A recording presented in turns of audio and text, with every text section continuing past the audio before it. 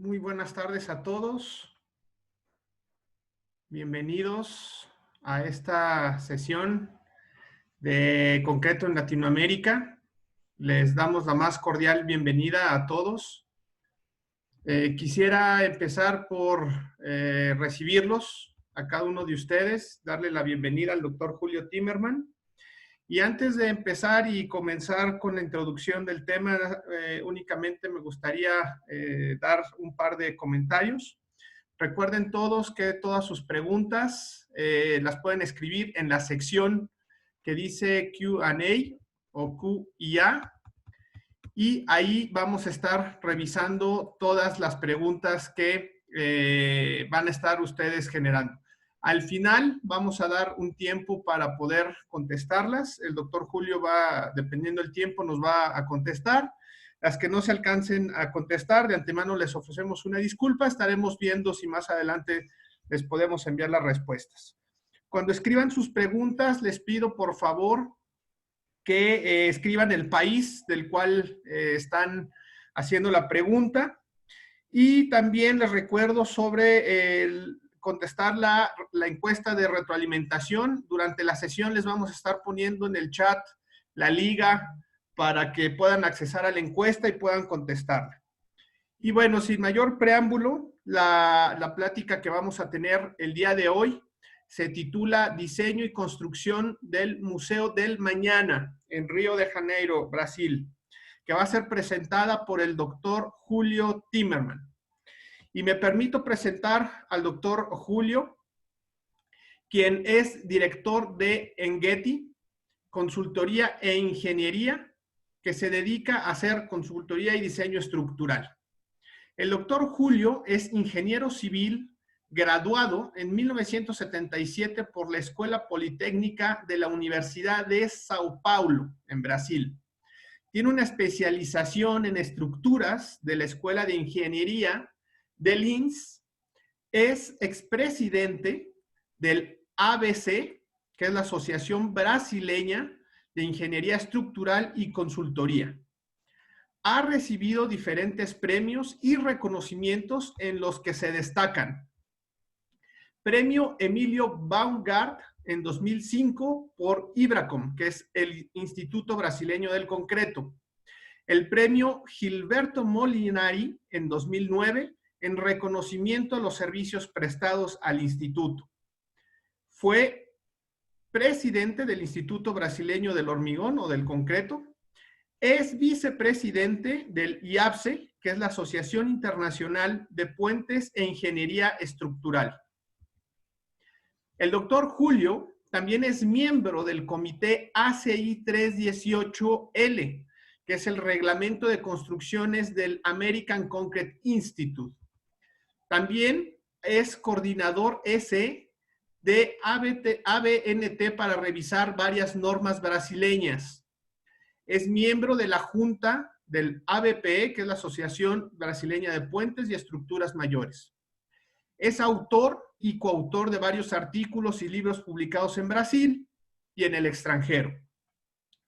Ha participado en los principales proyectos de Brasil, en los que podemos mencionar algunos como el complejo Anhanguera, el puente a Rio Paso do Pinto, el nuevo viaducto Espías, puente sobre el Corrego dos Remedios, puente sobre el río Samambaia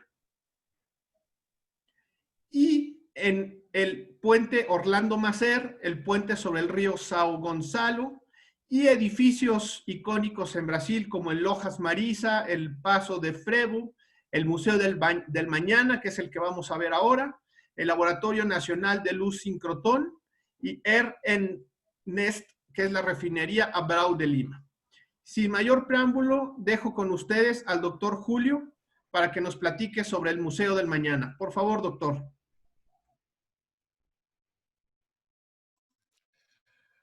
Muy buenas tardes, muy buenas noches a todos. Es un honor compartir esse trabalho com todos os colegas da, não digo América Latina, de toda a América, de toda a América. É muito contento de estar aqui, debatendo com vocês, discutindo com vocês esta obra, a apresentação dessa obra. Queria congratular também, especialmente, Arturo Covarrubias por coordenar e promover este e outros eventos. Todos os painéis têm sido muito ricos e muito grato, Arturo. Vou pedir, Arturo, vou fazer agora a minha apresentação, vou um pouco despacito, porque abro um pouquinho espanhol, um pouquinho inglês, então vamos levando. Se tiver qualquer dúvida, se não souber qualquer palavra, não entender, por favor, me interrompa. Vamos nos falando. Acá temos a localização, vamos falar da localização dessa obra de grande magnitude em Rio de Janeiro, falar da estrutura de concreto, no pier, onde está assentada a estrutura do Museu de Manhã, os desafios, os números, e falar um ratito da cobertura metálica também. O Museu de Manhã é um empreendimento localizado numa área de Rio de Janeiro chamada Pier Mauá. Pier Mauá é uma área portuária de Rio de Janeiro, cerca de terminal marítimo de passageiros, existente numa praça no centro de Rio de Janeiro. Esta área estava muito degradada e o governo e a prefeitura de Rio de Janeiro decidiram fazer uma série de obras, uma série de intervenções no sentido de revitalizar essa área que é muito bonita, muito linda, em frente à Baía de Guanabara. Nós temos lá a vista do Cristo Redentor, temos a obra, a ponte icônica, essa ponte, a ponte Rio-Niterói, uma obra de mais de 12 quilômetros de extensão, que por muito tempo teve o vão central de 400 metros, o maior vão central em viga cheia do mundo, ainda hoje é uma obra muito icônica. Antes de falar um pouquinho do Museu da Manhã, como disse a vocês, o Museu da Manhã é parte integrante da reabilitação da zona portuária, um projeto denominado de Porto Maravilha. Além do Museu de Manhã, teremos outras obras icônicas nesse complexo Porto Maravilha, dentre as quais eu posso destacar o Museu de Arte do Rio de Janeiro, onde nossa empresa prestou assessoria técnica. Mira, senhores, a plasticidade do concreto. É uma cobertura de concreto, uma casca de concreto com espessor de 15 centímetros. 15 centímetros de espessura, concreto reforçado, não pretensado. Há capiteles, que são engrossamentos para evitar a punção sobre as colunas metálicas. Os capiteles têm 25 centímetros de espessor. Vejam que muito bonita essa estrutura, foi edificada em cima de dois prédios, dois edifícios centenários, no centro do Rio de Janeiro, e nessa área nós temos toda uma vista muito bonita da Baía de Guanabara. Mirem que a potencialidade do concreto, o que podemos fazer com o concreto. Esse concreto, mira alguns destaques. Aqui é uma vista de cima lá, abaixo da cobertura fluida. Vocês podem ver ao fundo a ponte icônica, a ponte Rio-Niterói, essa Baía da Guanabara. Aqui alguns aspectos construtivos aqui dessa cobertura que nós chamamos de cobertura fluida, com 15 centímetros. Utilizamos acero normal, acero que nós utilizamos aqui no Brasil. A única novidade que colocamos nesse acero, que foi especificado nesse acero, que foi utilizado um acero galvanizado para maior proteção contra a corrosão. Foi um acero galvanizado. E como solucionou o problema dessa cobertura fluida, hacer o encoframento? Foi utilizado, não sei se aqui tem uma pequena visão aqui, foi feito aqui todo um plano encofrado com um tablado de madeira, e acima do tablado foi contratado uma persona que hace as alegorias dos carnavais do Rio de Janeiro, e utilizando poliestireno expandido, um poliestireno de alta densidade. Ele fez aqui, então, projetou com base então no desenho, com as curvas de nível, ele implementou aqui toda aquela cobertura fluida, um resultado plástico muito fantástico, muito fantástico.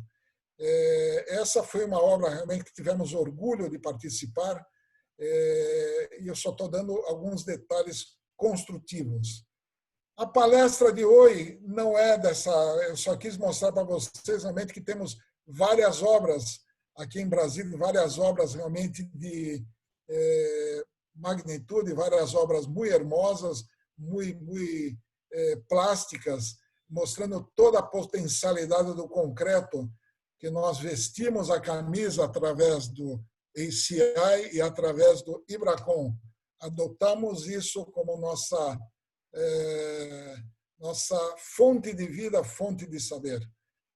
Museu da Manhã, para quem não conhece, estou aqui com o arquiteto do Museu da Manhã, Santiago Calatrava, e uma de suas visitas às obras do museu. Muito importante também falar que a nossa oficina não fez somente o desenho estrutural.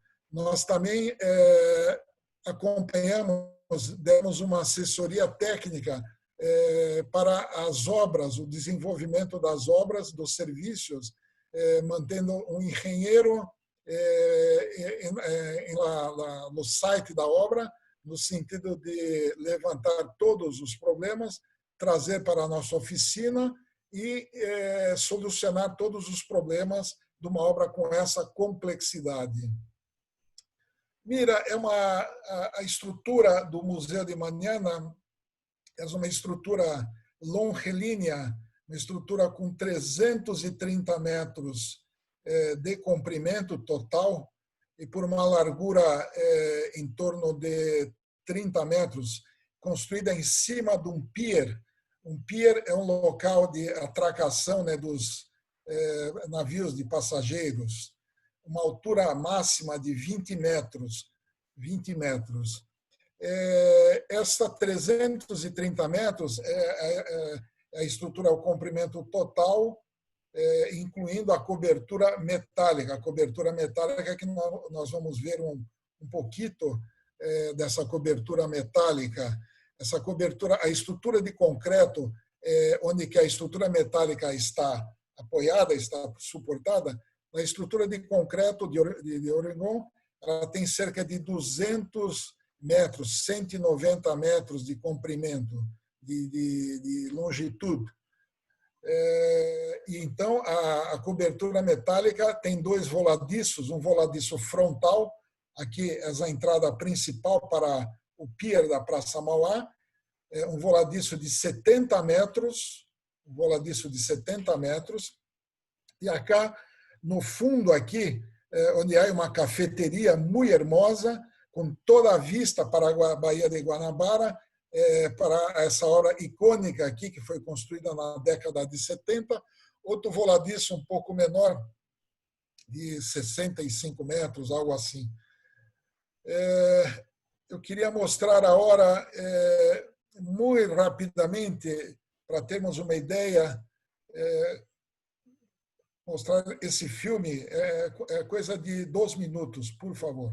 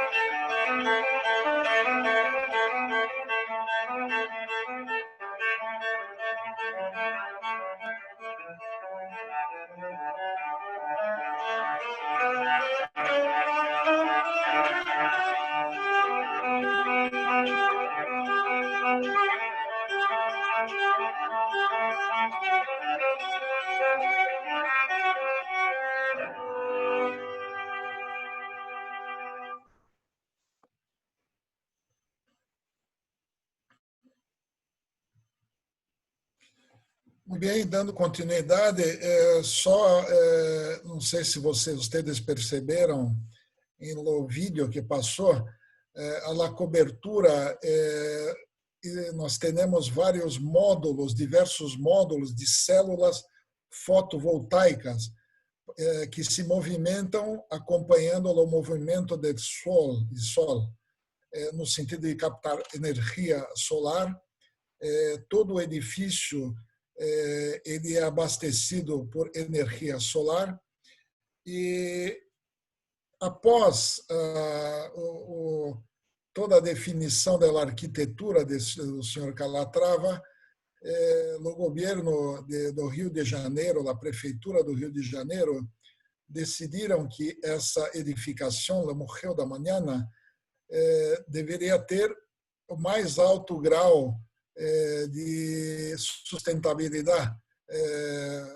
Então, ingressaram com essa solicitação no LEED, e hoje em dia esse prédio, essa edificação, ela tem o mais alto grau de sustentabilidade, o selo de ouro de sustentabilidade de edificações em Brasil.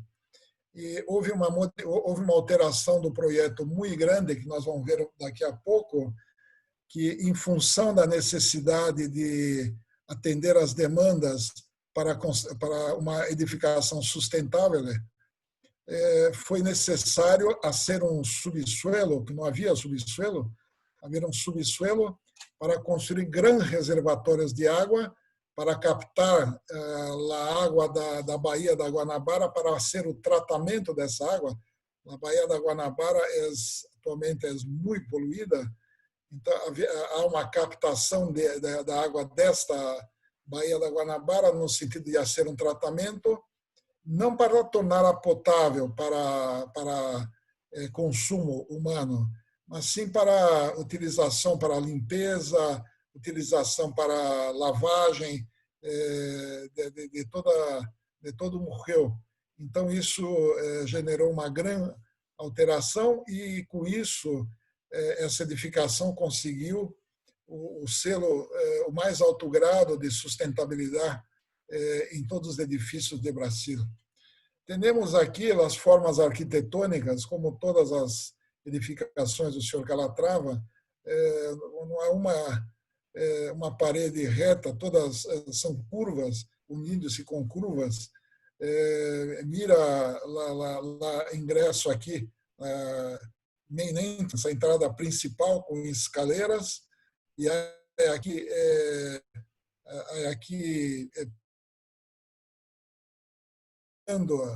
o primeiro pavimento com o segundo pavimento, onde que nós temos acá a exposição principal, a exposição do museu, exposição permanente, exposição sazonal, de acordo com a empresa, a entidade que administra o Museu de Manhã.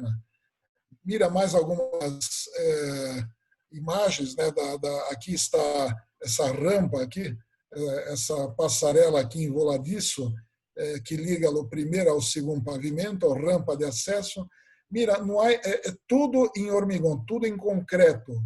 Não é nenhuma alvenaria, tudo em concreto, foi tudo executado em concreto. Ok? Temos acá outras, aqui é a área de exposição no segundo piso.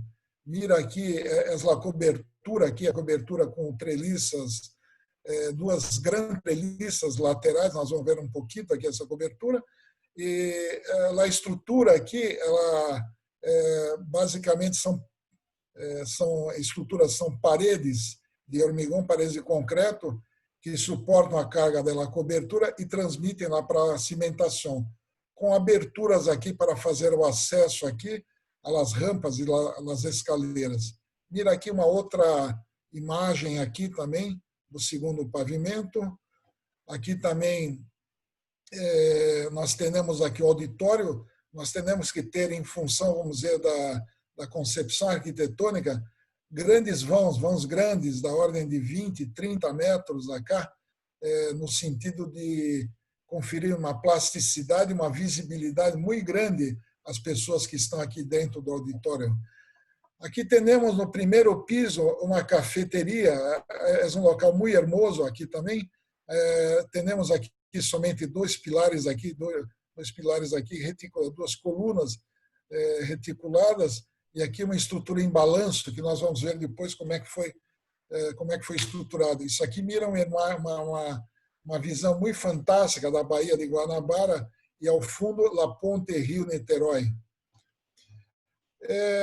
Vamos falar um pouco agora da estrutura, né? Como houve a concepção da estrutura. Como eu disse a vocês, esse museu ele foi construído aqui num pier, aqui, com cerca aqui de 350 metros aqui de comprimento. Esse pier, antigamente, era utilizado para ancoragem dos navios. Os navios chegavam, aportavam aqui navios de passageiros acá. Então, esse pier aqui tinha uma laje, uma lousa de alívio destinada a suportar os impactos durante a atracação dos navios.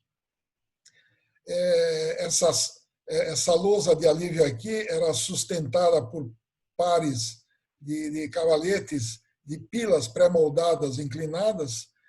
E aqui nós temos tabla-estacas.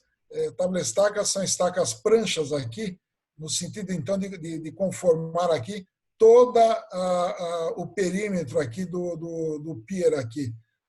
Aqui, então, para sustentar aqui a terra aqui. Aqui nós temos aqui o nível d'água, aqui mais ou menos temos aqui o nível do pier, aqui nessa posição.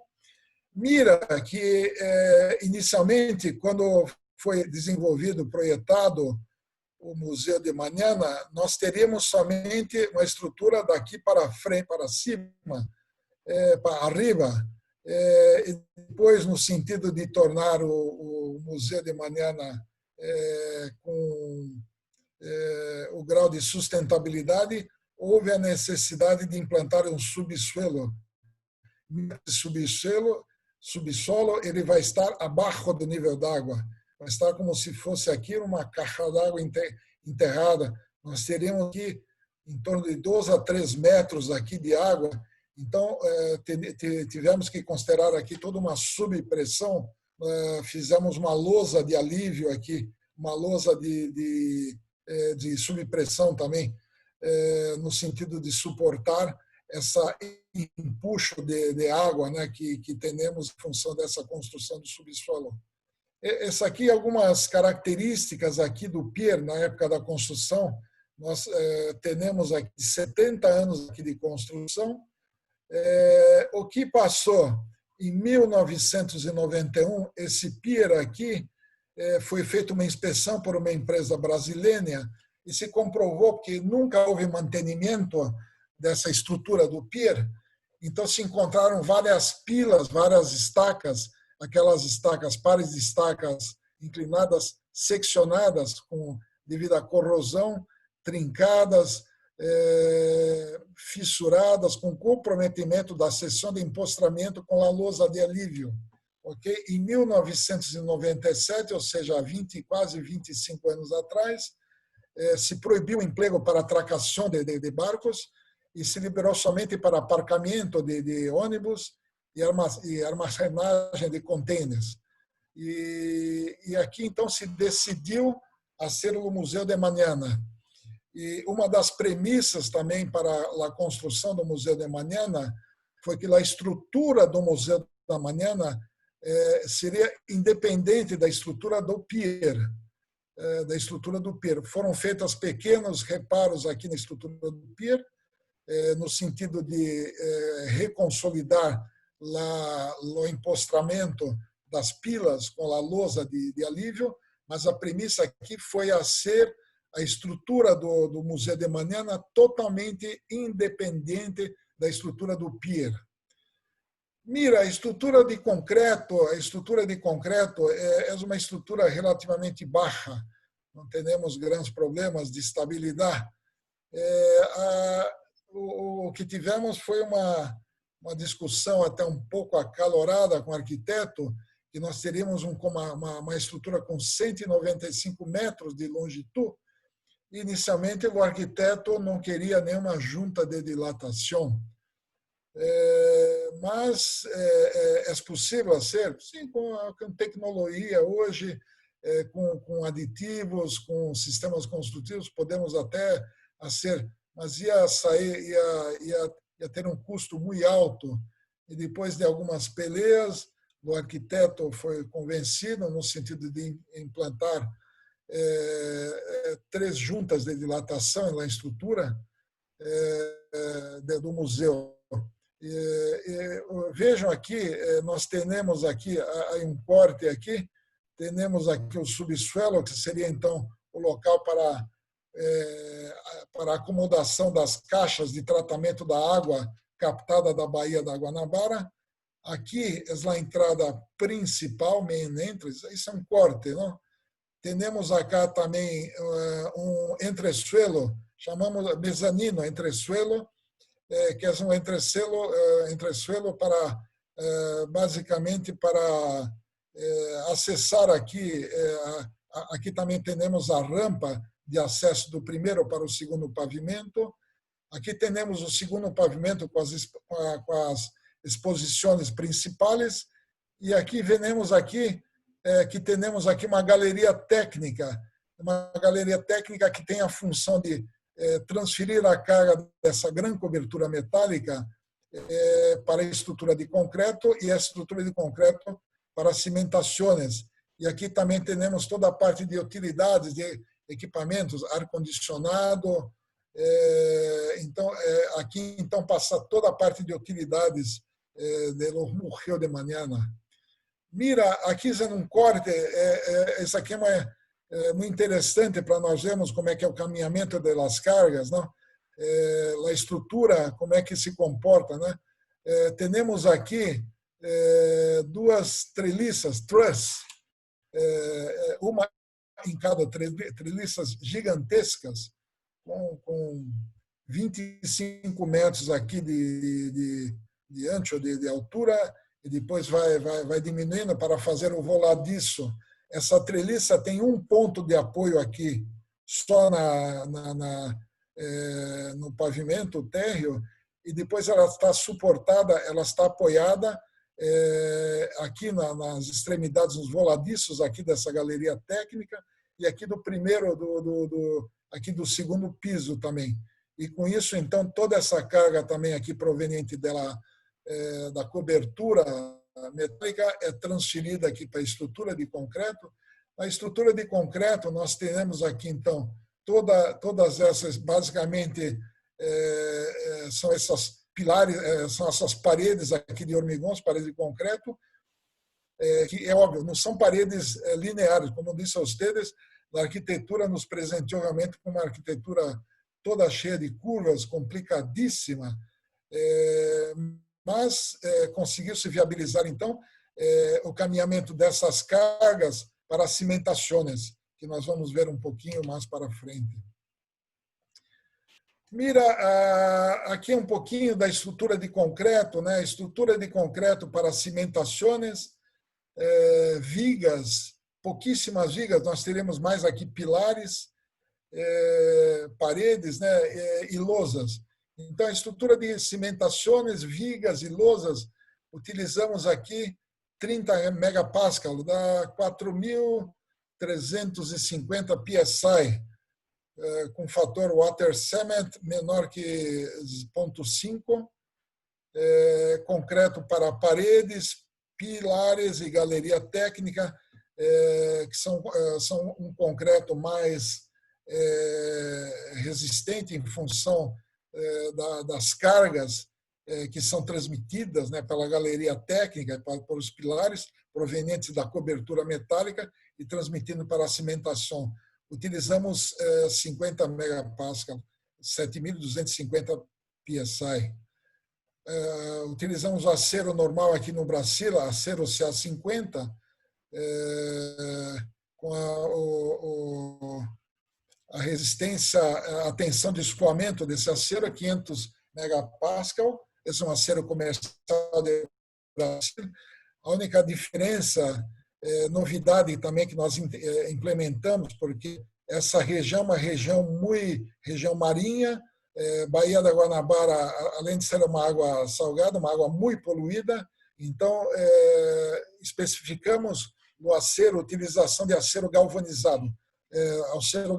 Acero galvanizado. Mesmo utilizando acero galvanizado, senhores, nós mantivemos o cobrimento, o cover, que as normas brasileiras pedem. Nós não reduzimos, utilizamos o acero galvanizado como uma segurança adicional nessa estrutura, visando sempre a sustentabilidade,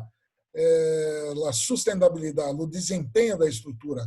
Então, não reduzimos o cobrimento, adotamos um concreto que nós consideramos bueno na época, 50 megapascal. Na época que esse projeto foi desenvolvido, 2011, era a máxima resistência de concreto que as normas brasileiras permitiam. Hoje em dia, houve uma revisão dessa norma em 2013, hoje em dia permitem concretos até 90 megapascal. É óbvio que nós temos tecnologia, nós temos técnicos, consultores, patologistas de hormigão, que já produziram concretos mais altos, mais resistentes do que esse, até muito mais que 90 megapascal.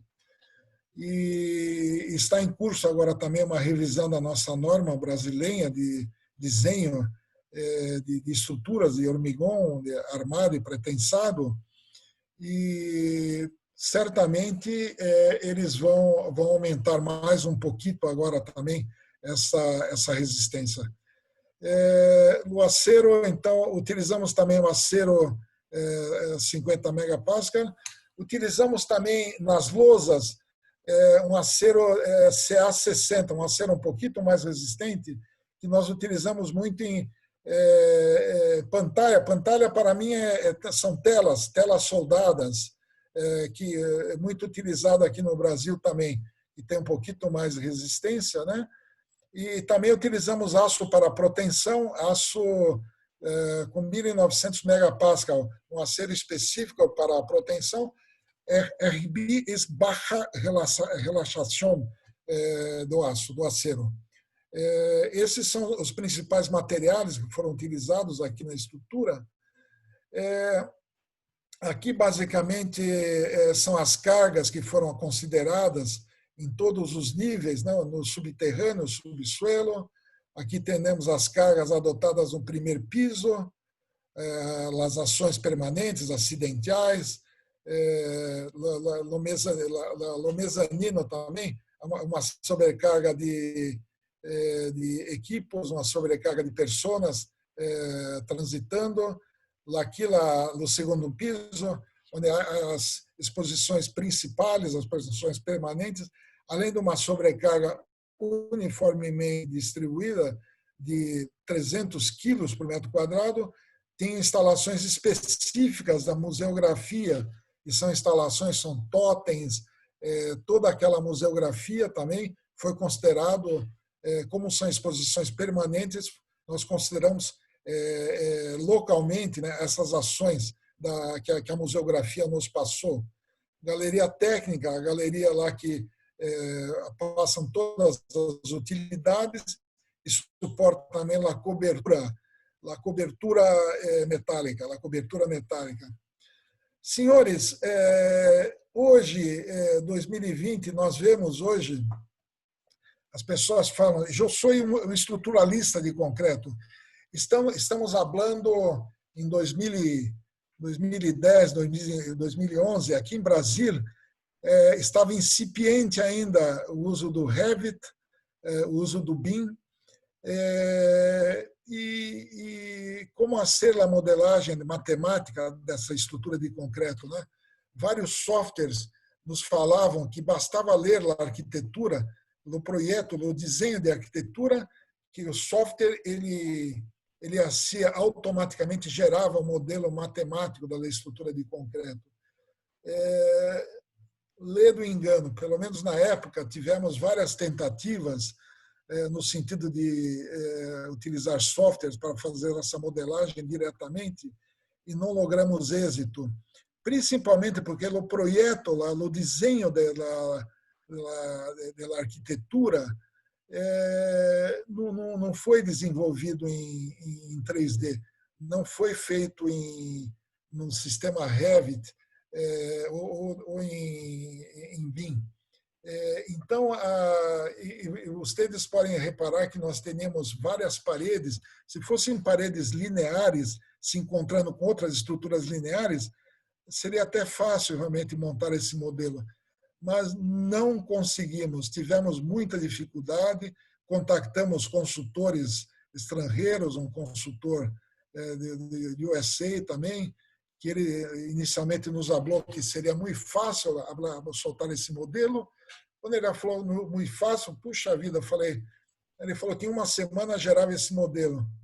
Depois de um mês, não consegui mais falar com esse consultor, perguntei o que passou, não consegui falar com ele, e ele me falou, realmente não conseguimos gerar automaticamente esse modelo. Então, o que nós tivemos que fazer no sentido de enfrentar essa situação? Tivemos que gerar toda uma malha de elementos finitos, parede por parede, lousa por lousa, pilar por pilar, viga por viga. Foi gerada uma malha, demoramos cerca de 40 dias para gerar essa malha, e gerando e testando, rodando o processamento para ver se os resultados estavam conformes com outros modelos que fizemos, modelos aproximados. E é muito importante para dizer a vocês também a grande importância, muita gente utiliza modelos matemáticos e diminui a importância do engenheiro estruturalista. Isso não acontece, isso não pode. O engenheiro estruturalista sempre vai ser muito importante. Nos modelos matemáticos não dizem quando você entrou com uma estrutura errada, quando você entrou com uma estrutura que não hipostática. O engenheiro estruturalista, com experiência, ele sabe o resultado que vai dar a tua estrutura. Muito importante a ação do engenheiro estruturalista. Por isso que nós temos aqui, depois de 40 dias, generando modelos e vendo que a estrutura realmente estava se comportando adequadamente, mira a discretização da malha. Não teníamos, na época, falamos de 10 anos atrás, softwares que conseguissem gerar a estrutura como um todo. Foi muito importante também colocarmos aquelas juntas de dilatação no sentido também de particionarmos também o modelo. Nós não teríamos softwares com capacidade para gerar a estrutura toda. Aqui foi gerada uma estrutura, uma modelagem aproximada com uma estrutura com software que nós temos aqui no Brasil, o software da TQS, que para nós outros é um dos mais importantes softwares da América Latina. Ele trabalha não só no Brasil, mas Argentina e outros países, Colômbia, e mostrou que ficamos muito contentes porque a modelação aproximada deu uma aderência muito grande com a discretização da malha aqui de elementos finitos. Então, foi muito importante. E aqui mira, então a discretização foi feita para todos as separações de acordo com as juntas de dilatação da estrutura. Tá? Foi um trabalho muito complicado, muito complexo, mas que nos deu muito orgulho. Aqui temos o resultado aqui depois de rodar aqui toda a estrutura com todas as ações gravitacionais permanentes, acidentais. Aqui é um resultado, por exemplo, das deformações. Aqui na ponta, no voladiço, temos aqui uma flecha, um deslocamento, desplaçamento muito, muito grande. Então, estava muito aderente, muito conforme, né, com o resultado que esperávamos da estrutura. Não? Mira, muito importante também, o modelo matemático que nós geramos, a partir do momento depois que generamos esse modelo para simular o comportamento da estrutura, que é o que o ser humano faz. Quando nós temos uma estrutura muito complexa, é muito difícil para o ser humano visualizar o comportamento, então ele divide em elementos discretos, elementos finitos, e aqui saem os resultados de acordo com tensões de tração, tensões de compressão, e nós utilizamos um pós-processador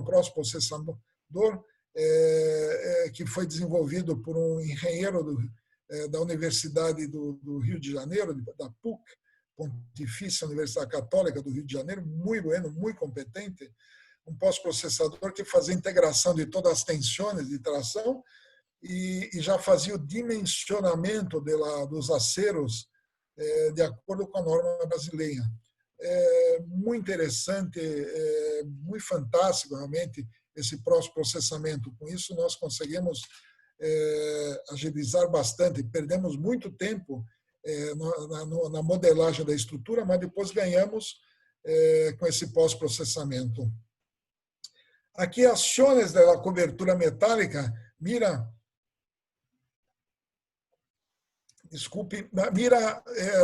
a cobertura metálica está apoiada aqui na ponta daqui da galeria técnica, através daqui de pot bearings, de aparelhos de apoio com teflon, que permitem uma movimentação de acordo com o desenho da estrutura metálica. Não? Aqui temos, então, mira, chegávamos cargas aqui na ponta aqui dessa estrutura, coisa da ordem de 200, 300 toneladas. Mira aqui também, então, teríamos todo esse tipo de equipamento de pot bearings, né, no sentido de transferir a cobertura metálica para a estrutura de hormigão, de concreto. Mira também que nosso escritório, trabalhamos em conjunto com a empresa que fez o desenho aqui da cobertura metálica. Okay? Então, nós fizemos vários processamentos, considerando que temos que fazer uma compatibilização da rigidez. Aqui não era um ponto fixo aqui, há uma deformação aqui nesse ponto, em todos os pontos aqui de apoio da estrutura. E de acordo com a rigidez que é relacionada à deformação desse ponto, isso muda completamente o jogo de ações da cobertura metálica. Então, fizemos vários processamentos e houve uma sinergia muito grande com o desenhador da cobertura metálica, no sentido realmente de termos um resultado muito bueno, muito interessante. Aqui foi o detalhamento da estrutura de concreto, né, que temos aqui em função das juntas de dilatação. Aqui é uma renderização aqui da estrutura do Museu de Manhã, aqui está. Mira aqui depois, né, isso aqui tudo estávamos no papel, na tela. Aí depois nós começamos, em função, vamos dizer, de todos os elementos que recebemos do desenho de Calatrava,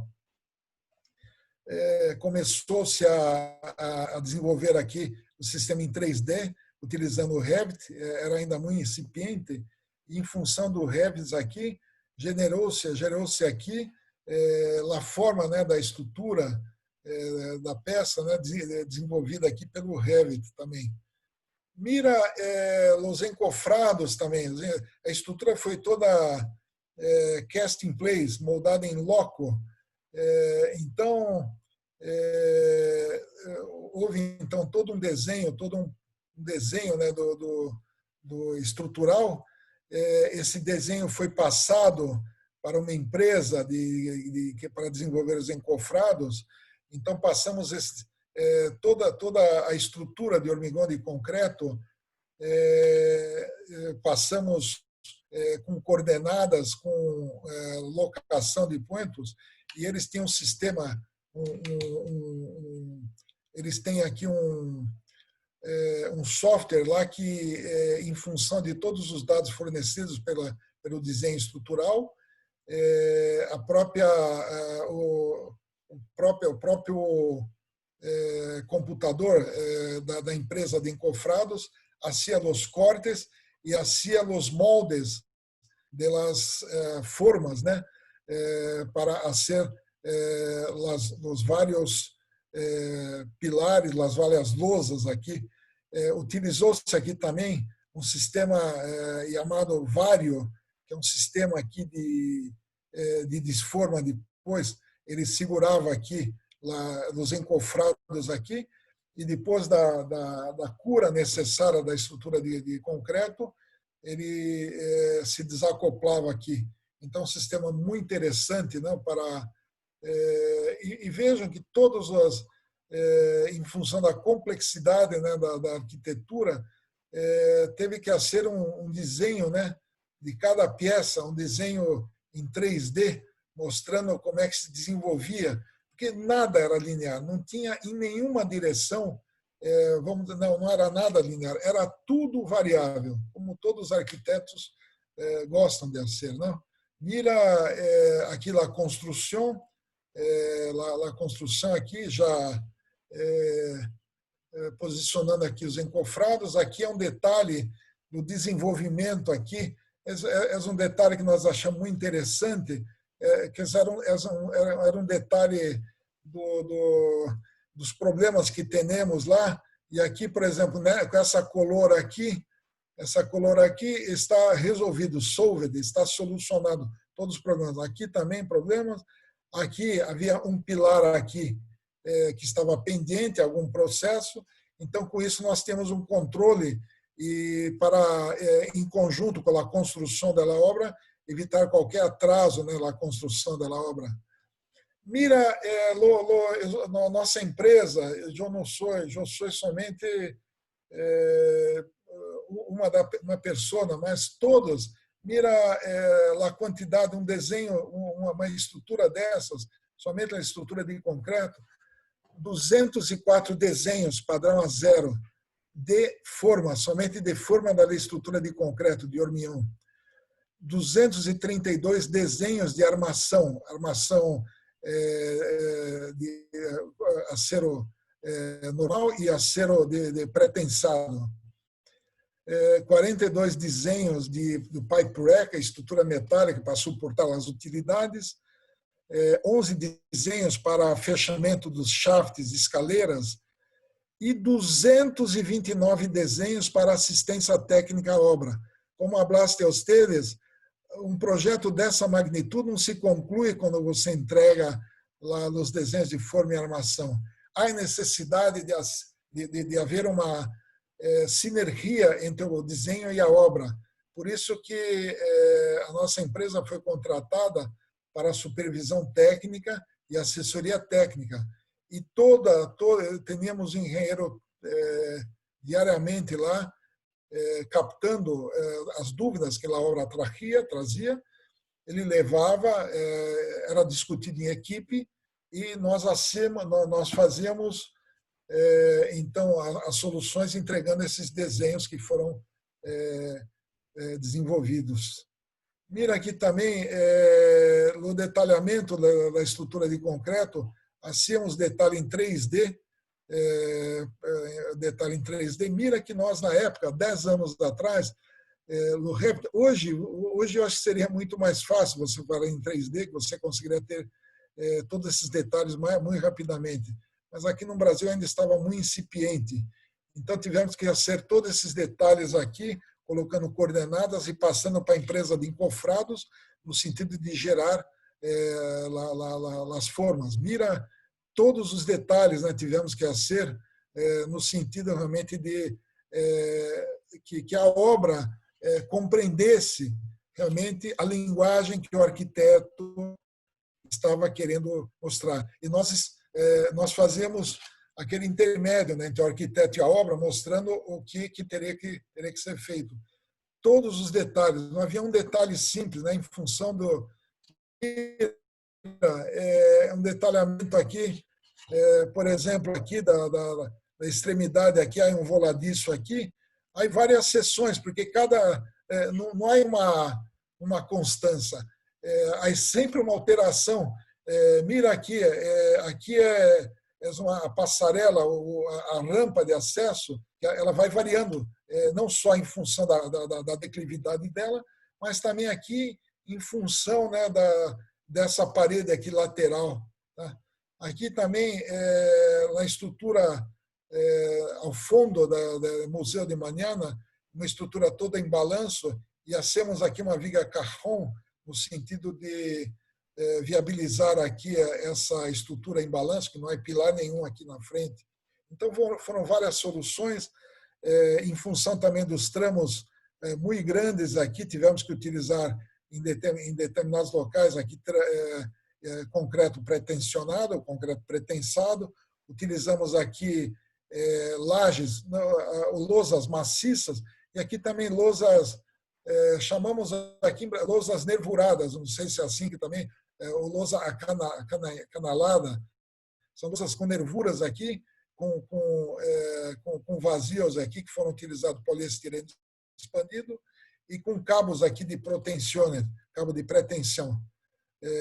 Aqui realmente o caminhamento dos cabos, aqui principalmente a região do auditório, que não podemos ter aqui, não há pilar. Essa estrutura, há 2 pilares discretos, que nós vamos ver lá na frente. O resto são paredes e lousas. Muito poucos pilares, paredes e lousas.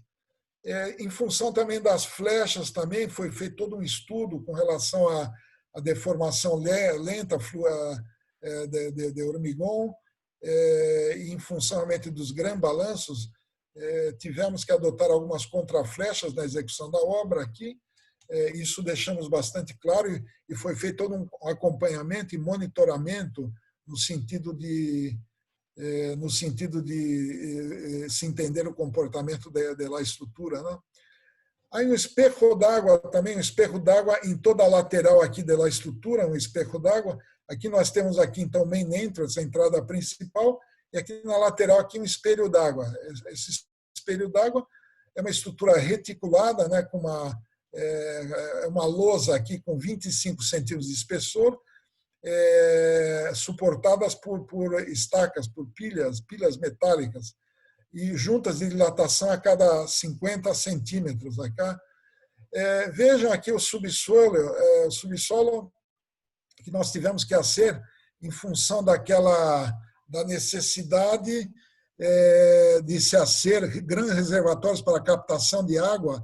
Mira que estamos abaixo do nível d'água, abaixo do nível d'água. Então tivemos que fazer aqui uma parede aqui, uma cortina de estacas, chamamos estacas secantes, pilas secantes. Essas pilas foram cravadas até o material impenetrável lá do terreno, e se constituiu uma barreira para a água, para permitir, faz como se fosse aqui um recinto aqui, impermeável, né? Impermeável no sentido das pessoas poderem trabalhar, e a ser a lousa aqui de supressão, e fazer aqui as grandes caixas d'água, de captação de água, no sentido de tratar essa água para utilização não potável, né, para o Museu de Manana. Mira aqui, aqui são aqui das grandes caixas, né, para captação de água, e aqui a cortina de estaca pilhas secantes. Mira que são estacas escavadas, né, através de perfuratriz. Depois que hacemos a estaca, chega no impenetrável, coloca-se um perfil metálico que na realidade substitui a armação dessa essa pilha secante. E depois hacemos outra pilha, sem nada, é uma pilha de hormigão simples, simplesmente interligada. Mira que essa pilha, durante a rotação, perfuração, ela se interage com a pilha, por isso que hace aqui uma parede impermeável aqui, evitando a penetração de água suficiente aqui para as pessoas trabalharem com segurança. Aqui as paredes, né, no primeiro piso aqui, então as paredes lá de hormigão que saem aqui do subsolo aqui, as paredes aqui de hormigão. Mira outros detalhes aqui construtivos, as paredes aqui, acabou de ser a desforma aqui. Aqui basicamente é uma estrutura renderizada, mostrando aqui toda a estrutura como vai ficar. Mira entresuelo no caso seria um mezanino lá, uma lousa com 30 centímetros de espessura.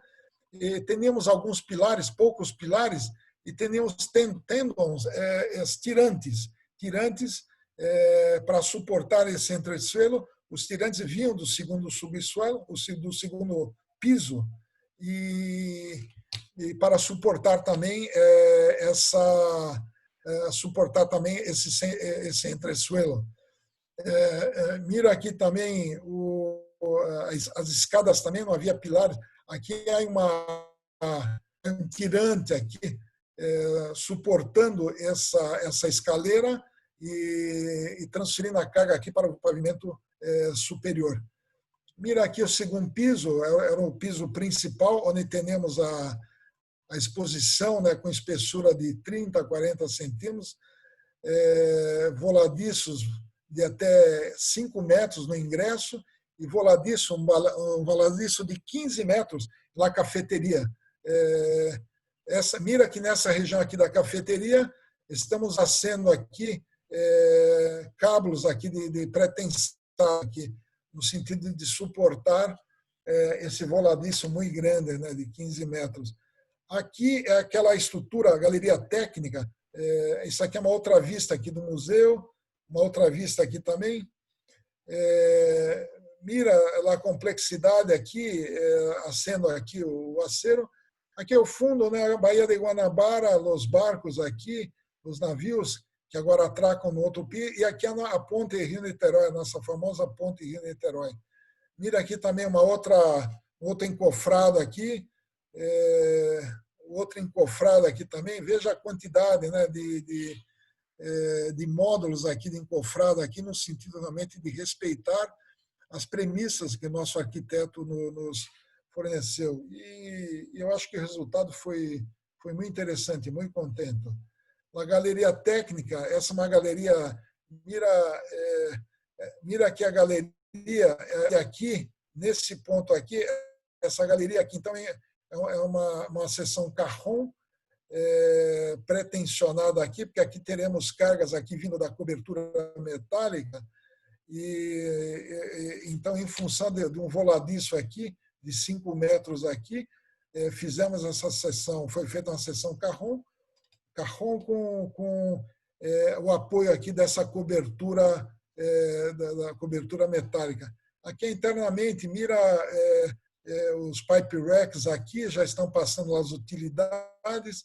Aqui na ponta, temos aqui, na ponta aqui aqui dá para ver bem essa ponta aqui dessa galeria técnica, onde a estrutura metálica já começa a ser lançada.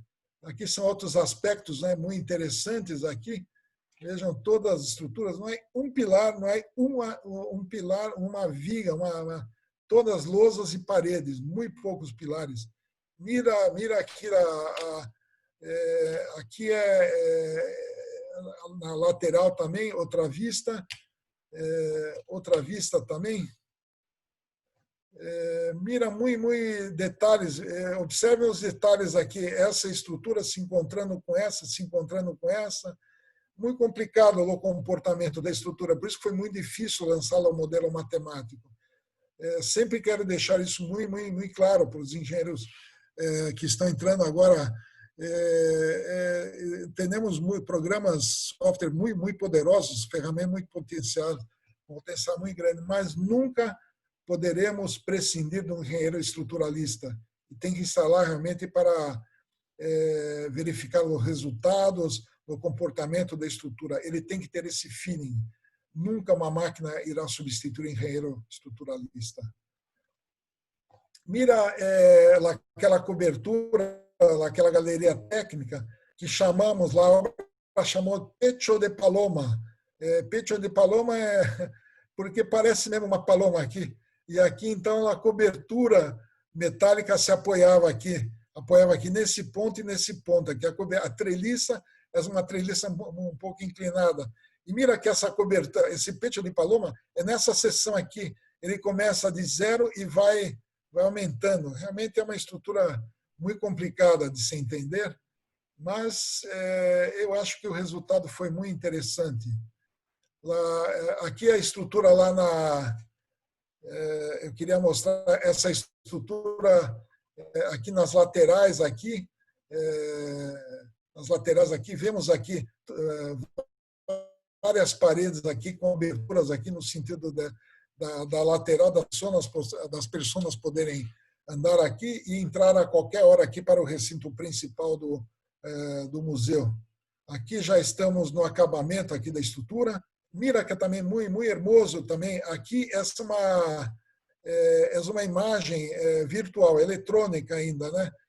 Aqui temos um balanço um voladiço de 15 metros com vista para a nossa Baía da Guanabara. E aqui foi inserido 2 pilares aqui com essa seção. E aqui é a situação real, como ficou então. Aqui temos aquela seção Cajon, que com isso viabilizou, ela está apoiada aqui nesse pilar aqui, no outro pilar aqui, com isso conseguiu-se viabilizar aquele voladiço de 15 metros. Essa é aquela estrutura Cajon, que conseguiu viabilizar então esse balanço, e uma estrutura, por mais arrojada que seja, mas a gente tomando partido desses sistemas Cajon, de cascas, com variação, isso nos confere uma rigidez muito grande, porque temos que ter em consideração também o conforto do usuário. Não adianta também termos uma estrutura arrojada e uma estrutura flexível, que vai causar desconforto, vibrações. Isso foi levado em conta, né? Foi verificado não só o estado limite último da estrutura, como o estado limite de serviço da estrutura. Mira aqui outras imagens. Só queria mostrar aqui também o pilar, aqueles 2 pilares que nós temos, os 2 únicos pilares que teremos lá na frente. E aqui a cobertura metálica. Mira que ela é inclinada, são 2 treliças, né, inclinadas, 2 treliças aqui, apoiando então na estrutura. Aqui, aquela cafeteria, mira que ficou então aquela sensação de balanço muito grande e apoiado só nesses 2 pontos aqui da estrutura. E aqui já estão montando a estrutura, há um apoio provisório, né? Porque aqui temos um voladiço de quase 70 metros acá. Isso aqui também é outra forma também do pilar. E mais algumas imagens, né, mostrando já a estrutura em sua forma real, mostrando realmente a complexidade, a dificuldade. Aqui é o ingresso do auditório. Utilizamos também outra seção, realmente Cajon, aqui, no sentido de conferir uma rigidez nessa estrutura, porque não teríamos nenhum pilar, nenhuma coluna, né, para sustentar, então temos que tomar partido desse tipo de estrutura para conferir uma rigidez à estrutura. Mira, aqui é a imagem virtual e aqui é a imagem real pilar do auditório ficou completamente aberto, né? Aqui um voladiço, aqui uma imagem, a laje superior feita com uma lousa nervurada, pré-tensionada, que se comportou muito bem, comportou muito bem. Aqui já estamos na parte final da apresentação, mostrando aqui os equipos da museografia que foram implementados lá. São vários equipos pesados, 2, 3, 4 toneladas, que foram considerados no desenho estrutural. São uma museografia permanente. Existe a exposição permanente, um trecho, existe a exposição itinerante, que essa consideramos uma sobrecarga maior. Aqui, uma sobrecarga grande também, mas consideramos esses equipos, né, que foram projetados pelo museólogo, no caso. Não?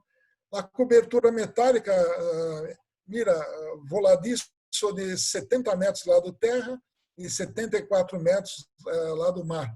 Largura, anchura máxima, 44 metros. E houve uma sinergia muito grande. Trabalhamos muito com nosso amigo Flávio D'Alembert, que fez o desenho dessa cobertura metálica. Houve uma sinergia muito grande no sentido de nós trabalhamos com softwares diferentes, mas sempre houve uma sinergia entre esses dois modelos estruturais, passando para ele as rigidezes dos apoios da estrutura de hormigão, ele processando a estrutura dele de acordo com essa rigidez, nos retornando com esses resultados e reprocessamos. Então, fizemos iterativamente aí alguns modelos, né, no sentido de convergir os resultados, e o resultado entendo que foi muito bueno. Aqui era uma imagem, né, do Museu de Mañana, e aqui está a estrutura quase lista, né, quase pronta, junto com os apoios provisórios. Mira, aqui eu abri com os dedos, aqui dá para ver um pouco mais de detalhe. Aqui são módulos, cada módulo desses aqui, há um engine, um motor com um sensor que acompanha aí o movimento. Esse módulo aqui são células fotovoltaicas que captam a energia solar para sustentar toda a vida de Museu de Mañana. Aqui a parte interna, mira aqui esses módulos aqui, que eles giram aqui em torno aqui de um eixo, fazendo com que haja uma captação dessa energia solar no sentido de movimentar o nosso Museu de Mañana. E aqui está o museu quase listo, quase concluído. Estão içando aqui os módulos aqui com as células fotovoltaicas, né? E aqui está o museu listo, né? Museu pronto. E o último quadro que eu também queria deixar, mira aqui também, é óbvio que uma estrutura dessa complexidade também, fizemos todo um monitoramento dos desplaçamentos da cobertura metálica, com iteração com a estrutura de hormigão. Mira que aqui temos aqui dos resultados teóricos acá, e aqui os resultados práticos, aqui os resultados teóricos em cima, arriba, e aqui os resultados práticos. Aqui embaixo a mesma coisa, são pontos aqui, mostrando que houve uma convergência bastante grande com os resultados teóricos e com o monitoramento real que foi feito na estrutura. Né? Mira, finalmente, 35 disciplinas, não é só engenharia de estruturas, houve tecnologista de concreto, houve no projetista de instalações de hidráulicas, elétricas, o projetista de meio ambiente, de sustentabilidade. A obra trabalhou 24 horas em 85% da construção, e no pico da obra chegaram a trabalhar 1.300 colaboradores. Foi utilizado 22 mil metros cúbicos de hormigão, 3.100 toneladas, 3.100.000 quilos de acero normal, acero convencional, 120 mil quilos de acero pré-tensionado, 65 mil metros quadrados de encofrados, cobertura metálica 3.900 toneladas, a coberta metálica, e 1.200 pias, tivemos pias metálicas e pilhas sistema raiz. E uma coisa importante também que eu queria deixar, eu sei que há muitos estudantes assistindo a nós outros, e na América Latina toda, nós engenheiros estruturais não somos muito reconhecidos. Normalmente, numa estrutura icônica dessas, aí sempre falamos sempre do arquiteto, do curador do museu, e normalmente o engenheiro estrutural é lembrado somente quando a estrutura dá problema, quando a estrutura tem alguma grieta, dá uma flecha normal, aí lembro que é um engenheiro estrutural. E nós fizemos questão, e a gente tem feito questão em todas as obras que nós temos participado, que haja uma placa com todos, não só com engenheiros estruturais, uma placa com todos os engenheiros, todas as pessoas, encarregado de obra, o contractor também, não só o arquiteto, todos são importantes. A cadeia produtiva da construção civil de hormigão, da construção civil, não pode ser somente de um arquiteto, não, são de todos. Então, quando hacemos coisas boas, isso eu falo para todos, nós também temos que ser reconhecidos. Então, temos que nos valorizar. Nós somos lembrados hoje, atualmente, só quando temos algum problema, caiu a estrutura, não só no Brasil, conosco muitos engenheiros, colegas meus, de Argentina, Colômbia, Chile, Peru, Paraguai, Estados Unidos, México, que são excelentes estruturalistas. E nós temos que nos valorizar. A nossa profissão é muito importante. Queria agradecer a essa oportunidade, Arturo. Espero que tenha sido compreendida aqui a minha exposição, Arturo. Muchas gracias, doctor. Antes que nada, felicitarlo. Ha sido una exposición realmente extraordinaria. Estamos recibiendo muchos comentarios, tanto en el chat como en la sección de preguntas, agradeciendo y felicitando su conferencia. Y yo, antes de pasar a las preguntas, nada más quisiera recalcar un poquito el último comentario que usted ha hecho, el reconocer a los ingenieros que participan en las grandes obras, ¿no? Realmente los arquitectos muchas veces son los que, como usted dice, se llevan las palmas y los aplausos, pero el trabajo de los ingenieros estructurales, los ingenieros hidráulicos, los civiles, los de instalaciones, los de suelos, pues en realidad contribuyen tanto como el diseño arquitectónico, ¿no? Entonces, creo que es muy resaltable el comentario, doctor. Muchas gracias. Están llegando también demasiadas preguntas. El ingeniero Rafael Timerman ya ha estado contestando varias de las preguntas en la sección de preguntas y respuestas. Muchísimas gracias, ingeniero Rafael, que también estuvo trabajando en el proyecto y que nos ha quedado muy bien que esté aquí para apoyarnos en las respuestas de las preguntas.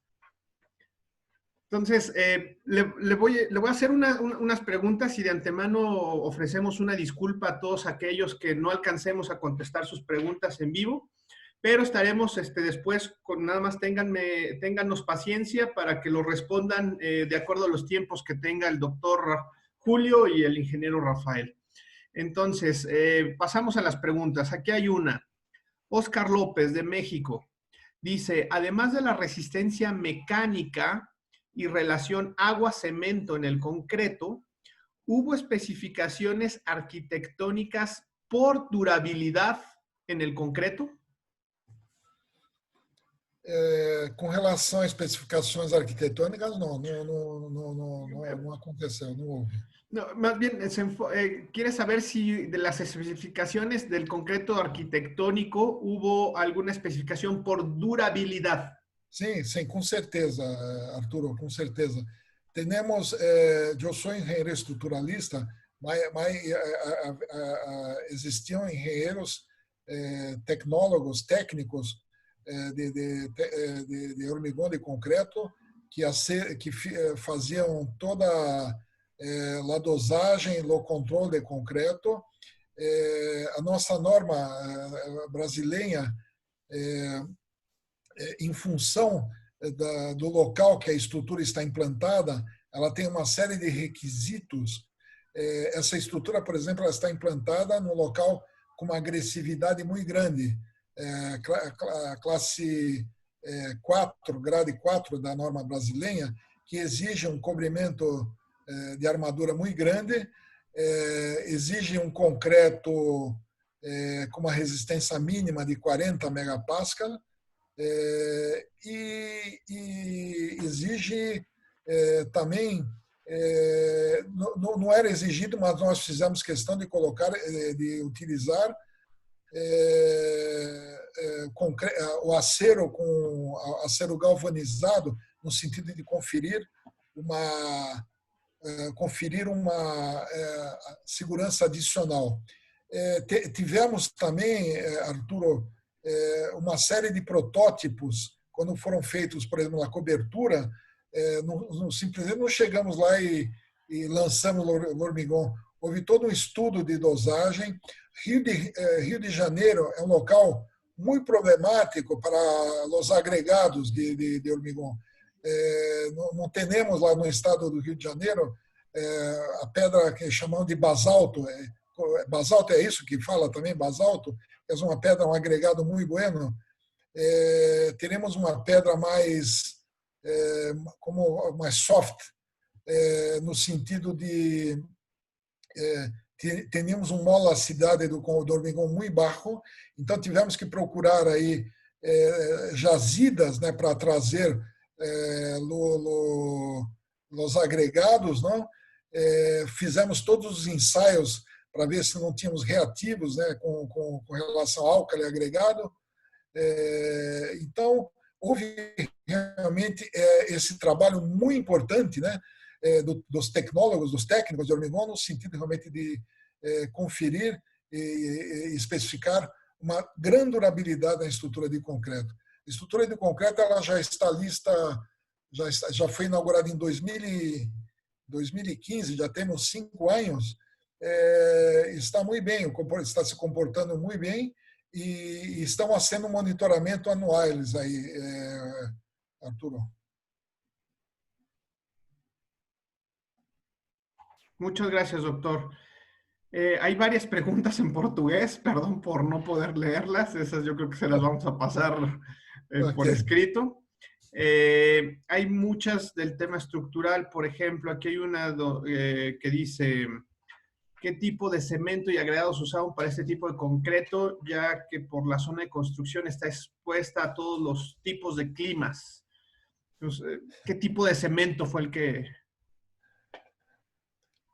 Não consigo te responder. Eu vou pedir para o tecnólogo, estruturalista, depois eu respondo. Me manda essa pergunta. Okay. Temos, como falei ustedes,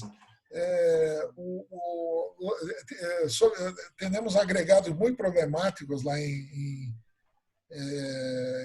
muito problemáticos. Que eu me lembre, foi utilizado um cimento CP2. CP2, mas preciso confirmar com os tecnologistas de concreto que fizeram todo estudo de dosagem com relação a isso. De acuerdo, doctor. Hay varias preguntas sobre el costo total del proyecto. Arturo, se uma empresa de desenho do Brasil fosse sobreviver com o custo desse projeto, não sobreviveria. O custo do projeto foi muito chico, eu prefiro não falar, ficaria com vergonha. O que nos deu sustentabilidade foi a supervisão técnica da obra, mantendo o engenheiro, isso que compensou. No desenho do projeto, o custo do projeto não compensou. A quantidade de desenhos, tivemos que soltar mais de 500 desenhos a isso não compensa, mas o que nos compensou, primeiro, sob o ponto de vista de realização profissional. Isso não há dinheiro que nos pague. E segundo, a supervisão técnica da obra, que fomos contratados pelo consórcio construtor, aí compensou o prejuízo que tivemos com o desenho. Mas só o desenho em si, Arturo, veja, daqui a pouco nós estamos aí com 70 anos de idade. Me mostra um engenheiro estruturalista aí, eu conheço vários, que esteja bem, que esteja fazendo cruzeiro de navios a hora, passeando no ar. Temos que trabalhar até o fim da nossa vida. Engenharia de estruturas não é uma engenharia que nos dá retorno comercial. Quem é engenheiro de estruturas hoje é porque gosta da profissão, gosta de ser engenheiro de estruturas, não é por causa da plata. De acuerdo, doctor Julio. Muchísimas gracias. Creo que hasta aquí vamos a dejar las preguntas por el tiempo. Le agradecemos de sobremanera su exposición. Realmente ha sido muy ilustrativa. Muchas gracias, muchas felicidades. Y ya nada, para terminar y despedir a todos nuestros asistentes, aquí está el código QR de la encuesta de retroalimentación. Les hemos también puesto la liga en el chat. En el chat la tienen por si quieren conectarse de una vez antes de salir. Ya se las pusimos ahí. Y recordarles nada más nuestra siguiente sesión, la siguiente semana, el martes 2 de junio, es la sesión de Argentina, en donde nos van a estar acompañando varios profesores eméritos y profesionistas de la Universidad de Buenos Aires, con el tema principal de problemas actuales en ingeniería estructural. Van a estar tocando 3 diferentes temas, entre 3 de ellos, y 2 van a apoyar con todas las preguntas y respuestas. Aquí viene la liga, aquí viene el código QR para que se registren, la van a recibir en sus correos también el día de mañana. No nos queda más que agradecerles a todos su atención y su compañía, y estamos atentos a las siguientes sesiones. Muchas felicidades, doctor Julio, una vez más. Muchas felicidades y gracias. Muitas graças. Eu só queria deixar mais uma mensagem, Arturo, Claro. para todos da Latinoamérica, assim como o Brasil, estamos sofrendo com essa pandemia. Temos que tomar muito cuidado, mas podemos aproveitar também para trocar experiências. Essa oportunidade, essas lives, dessas palestras, é muito rica, é uma oportunidade muito grande de nos reciclarmos e, ao mesmo tempo, temos que cuidar de nossa saúde, de nossa família, e é isso que eu peço a todos da América. Por favor, se cuidem. Muchas gracias, doctor. Así lo haremos. Gracias por sus consejos, gracias por compartir su conocimiento y su experiencia. Muchas gracias. Un abrazo. Abrazo a ustedes. Saludos a todos.